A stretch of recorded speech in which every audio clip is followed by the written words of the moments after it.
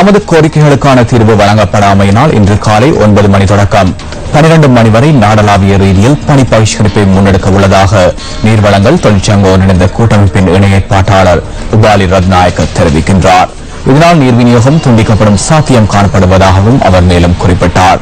நேற்று மாலை 5 மணி முதல் மேலதிக நேர கடமைகளிலிருந்தும் இரவு நேர கடமைகளிலிருந்தும் விலகியுள்ளதாக நீர்வளங்கள் தொழிற்சங்க ஒன்றிணைந்த கூட்டமைப்பின் இணை ஏற்பாட்டாளர் உபாலி ரத்நாயக்க கூறுகின்றார்.